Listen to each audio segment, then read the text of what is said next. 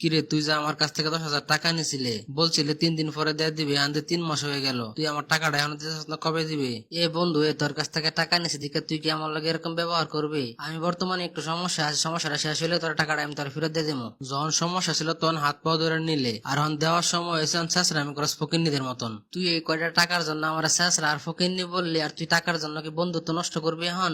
আর দুধ তুই তোর গোষ্ঠী আমার বন্ধুত্বের, বর্তমানে টাকার জন্য বাইরে বাইরে কোন করে ফেলা, আর তুই তুই লেগে বন্ধু, তুই আমার টাকা দিবে কবে সেটা বল।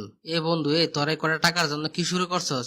তুই এনতে যা তো, পরে কত কব না, যা তুই এখন আমার চোখের সামনে যা তো, তোর আমার দেখতে মন চাচ্ছে না। দেখ আবার আমার চোখের দিকে তাকায় থাকে, কত বড় সাহস! যা ফকির নিচে আসরা, যা এখান থেকে যা। দেখছস নি তোর কাছ থেকে টাকা নেই, আবার তোর দিকে কেমন চোখ বাইর করে আসা। আরে বাদ দে তো, মাঝে মধ্যে বন্ধু বান্ধবের লগে এরকম ঝগড়া হয়, আবার কয়দিন পরে মিলে যাইবো। বন্ধু, তোর লগে কয়েকটা টাকার জন্য রফিকে কি ব্যবহার ডাইনা করলো, কত টাকা পয়সা বন্ধু বান্ধবরা এমনি দিয়ে দেই। আরে বাদ দে তো, বন্ধু বান্ধবের লগে মাঝে মধ্যে এরকম টুকটাক ঝগড়াঝাটি হয়।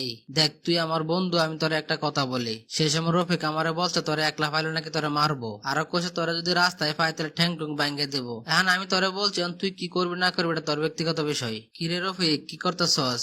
এই তো আছি আর কি।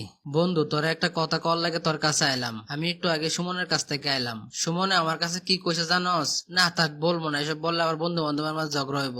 আরে কি কইছে, সমস্যা নাই, তুই বল। সুমনে বলছে তোরে মারার লাগে নাকি পোলাপান ভাড়া করতেছে, তোরা রাস্তায় পাইলে নাকি ঠ্যাং টুং ব্যাংকে তোরা একবার হাসপাতালে ভর্তি করে দিব। এই কথাটা যদি সেখানে আমারে বলতো তাহলে আমি তারা সে এনে শেষ করে লাইতাম। আর তোর গায়ে যদি রক্ত থাকে, তুই যদি প্রকৃত পুরুষ হয়ে থাকস, তাহলে তুই এটার বদলা নিবে। এই বেড়া, তোর কত বড় সাহস, তুই নাকি পোলাপান ভাড়া করতেছ আমার মারার জন্য? নে, পোলাপান ভাড়া করার লাগবে না, আমি তোর সামনে আছি, তুই আমারে মার। তোরে আমি আবার কবে মারার কথা কইলাম? তুই না আরো শফিকের কাছে বললে তুই নাকি আমার ঠ্যাং টং ব্যাংকে রাস্তার মধ্যে ফালাই তুইবি। আরে আমি তো এই ধরনের কথা কখনোই বলি নাই, তাইলে কি শফিক আমার লগে মিথ্যা কথা বললো? ও, এতক্ষণ পরে তাইলে আমি বুঝতে পারছি, শফিক আমাদের দুই বন্ধুর মধ্যে ঝগড়া লাগানোর জন্য একজনের কথা আরেকজনের কাছে লাগাইছে। চল, তারে আজকে একটা উচিত শিক্ষা দিব। এইসবে কে তুই এটা কি করে ভাবলে? দুই বন্ধুর মধ্যে কথা বললে ঝগড়া লাগায় তুই বাচ্চা যাইবি? তোর কলজাটা কত বড় সেটা আজকে দেখবো না আমি?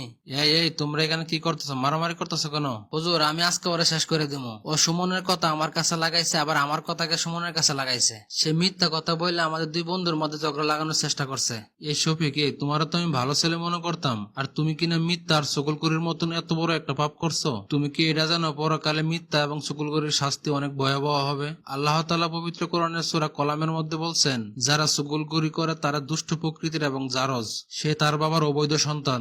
রাসূলুল্লাহ সাল্লাল্লাহু আলাইহি সাল্লাম বলছেন, মানুষের মধ্যে সবচেয়ে নিকৃষ্ট হলো সেই যে হচ্ছে দ্বিমুখী চরিত্রের অধিকারী মানুষ, অর্থাৎ যারা সুগুলগুরি করে। অন্য আরেকটা হাদিসে আছে, সুগুলকুর কখনো জান্নাতে প্রবেশ করতে পারবে না। হুজুর, আমার ভুল হয়ে গেছে, আমি আল্লাহর কাছে তওবা